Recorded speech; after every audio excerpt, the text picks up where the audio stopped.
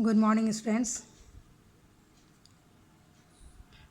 आज का विषय हमारा है भारतीय दर्शन का में शंकराचार्य के अनुसार आत्मविचार। ये बीए ऑनर्स के विद्यार्थियों के लिए है, जो प्रथम पेपर फर्स्ट पेपर सेम।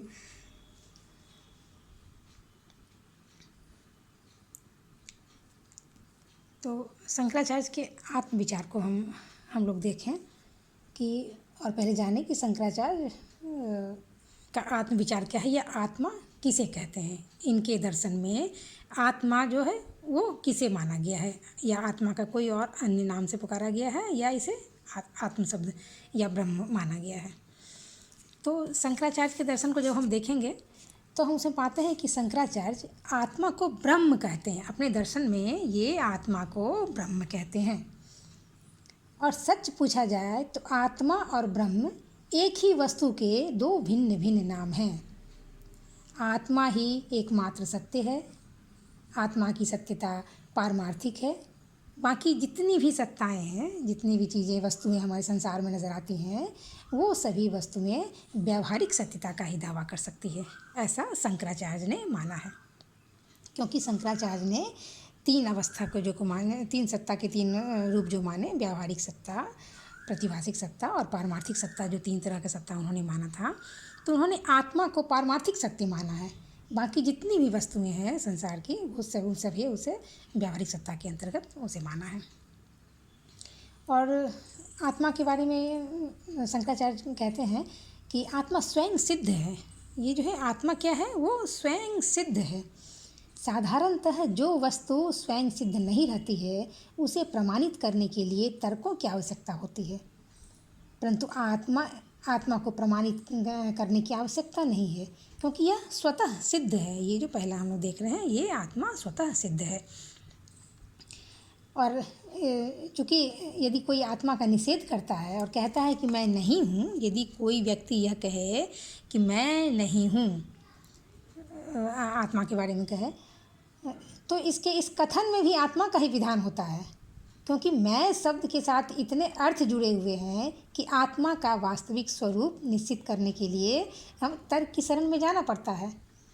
जैसे यदि कोई व्यक्ति यह कहे कि मैं मोटा हूँ, मैं पतला हूँ, तो मैं अंधा हूँ या कुछ भी, तो ये मैं शब्द का जो प्रयोग है, ये सभी ज्ञाता के बारे में ही बताता है, यानी आत्मा के अपने बारे में ही बताता है, उसी का यह संकेत करता है। तो व्यक्ति को तो प्रश्न यह उठता है कि इनमें से किसको आत्मा समझा जाए।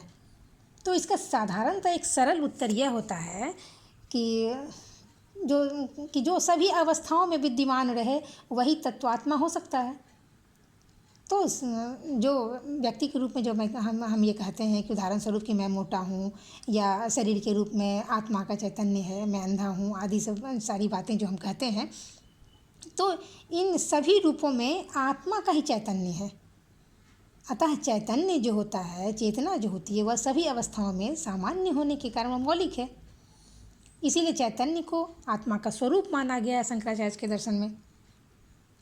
और इसे प्रमाणित करने के लिए उन्होंने तीन अवस्थाओं का उल्लेख किया है कि जागृत अवस्था होती है, स्वप्नावस्था होती है और सुषुप्तावस्था होती है। तो जागृत अवस्था में एक व्यक्ति को बाह्य जगत की चेतना रहती है। जैसे जागृत अवस्था में हम टेबल, कुर्सी, इन चीज़ों को, पंखा आदि को हम देखते हैं। तो ये क्या होती है, ये बाह्य जगत की चेतना, ये जागृत अवस्था में हमें इन वस्तुओं की चेतना रहती है। और मतलब कि जागृत अवस्था में ये सत्य हुई भी होती हैं। और स्वप्नावस्था क्या हो गया, स्वप्नावस्था हो गया कि आभ्यंतर विषयों की जो स्वप्न में जब हमें अनुभूति होती है, जब हम स्वप्न देखते हैं, तो वो स्वप्नानुभूति हो गई।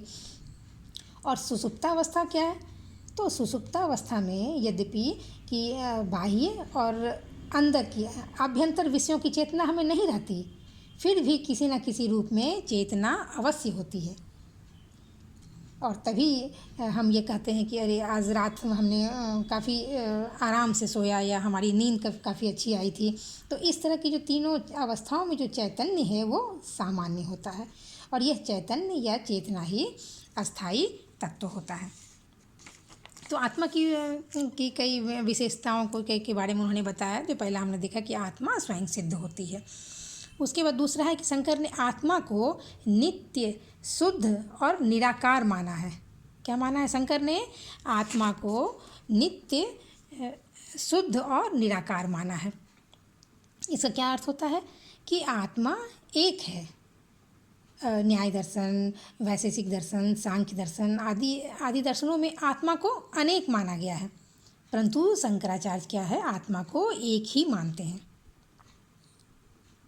यद्यपि आत्मा एक है, फिर भी अज्ञान के फलस्वरूप वह अनेक प्रतीत होती है।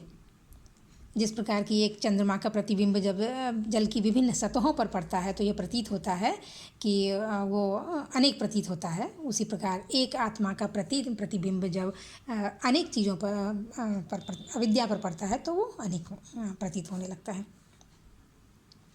फिर तीसरा कहता है कि ये हो गया ये कि यद्यपि आत्मा एक है पर यह अज्ञानवश अनेक प्रतीत होता है, विद्या के कारण यह होता है। फिर आगे बढ़ें तो पांचवा में हम पॉइंट में कह सकते हैं कि आत्मा भोक्ता और कर्ता नहीं है। इसका क्या मतलब होता है कि आत्मा भोक्ता और कर्ता नहीं है, वह जो है उपाधियों के कारण ही भोक्ता और कर्ता दिखाई पड़ता है।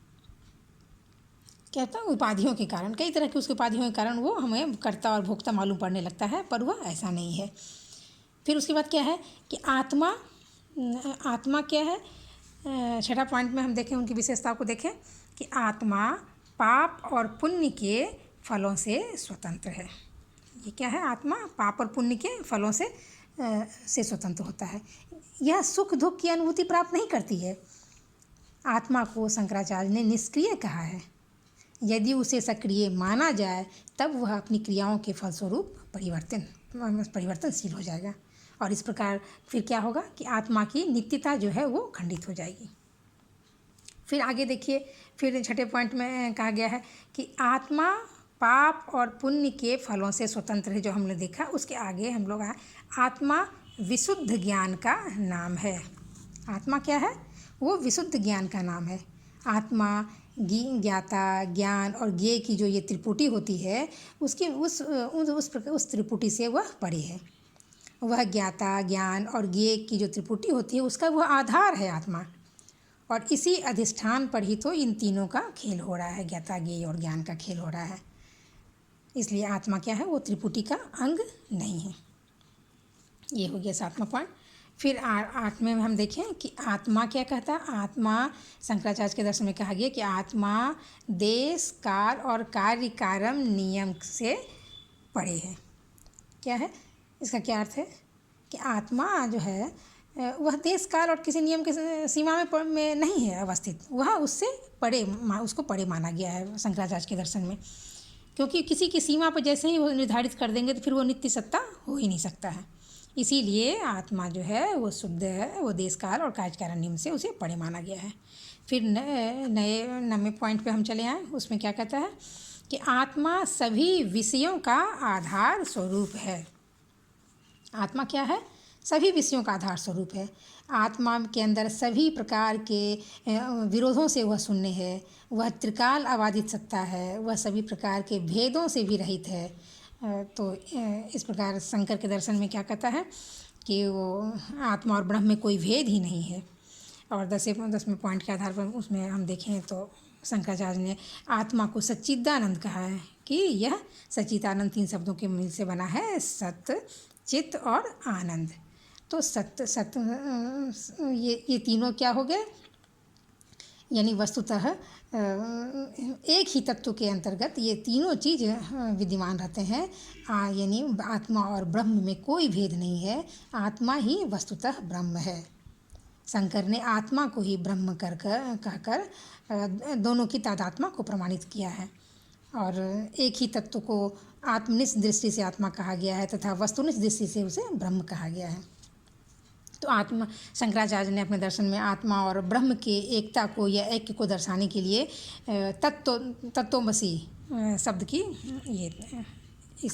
इस वाक्य को दैट दाउ आर्ट, यानी आत्मा एवं ब्रह्म का ऐक्य बताते हुए कहते हैं तत्वमसि, वह सत्ता तुम ही हो। यानी आत्मा एवं ब्रह्म के बीच ही एकता को दर्शाया गया है, दैट ताऊ आर्ट के माध्यम से। ठीक इसी तरह आत्मा और ब्रह्म का सार जो एक है, उपनिषद का जो एक वाक्य होता है, अहम ब्रह्मास्मि, ये उपनिषद का वाक्य होता है, यानी आई एम ब्रह्मन। तो इस वाक्य से भी आत्मा और ब्रह्म के अभेद का ज्ञान होता है। और शंकराचार्य के दर्शन में आत्मा को ब्रह्म के नाम से अधिकतर संबोधित किया गया है। और शंकराचार्य के दर्शन का एक मुख्य सिद्धांत है कि ब्रह्म सत्यम जगत मिथ्या जीवो ब्रह्मैव नापरः, यानी ब्रह्म सत्य है, ब्रह्म और जीव जो है अलग अलग नहीं है, वह एक ही सत्ता है। ब्रह्म सत्यम, जगत मिथ्या, और जगत को इन्होंने पारमार्थिक दृष्टि से मिथ्या माना है। अब व्यावहारिक दृष्टि से उसे अवश्य सत्य माना गया है, लेकिन पारमार्थिक दृष्टि से एकमात्र सत्य जो है वो ब्रह्म ही सत्य है। और आत्मा और ब्रह्म में अभिन्नता है, दोनों दो एक ही, भिन्न भिन्न नहीं है, एक ही वस्तु के दो भिन्न नाम भले हैं, लेकिन उसमें एक की है दोनों में। तो इस उक्ति के द्वारा शंकराचार्य ने अपने दर्शन में ब्रह्म की प्रधानता, आत्म की प्रधानता बताते हुए आत्मा और ब्रह्म को दोनों को एक माना है। ब्रह्म सत्यम जगत मिथ्या जीवो ब्रह्मैव नापरः, जीव और ब्रह्म जो है वो अलग अलग नहीं है, बल्कि एक ही सत्ता है। और इस तरह से शंकराचार्य के दर्शन का ये आत्मविचार हमने आज कंप्लीट कर दिया। धन्यवाद।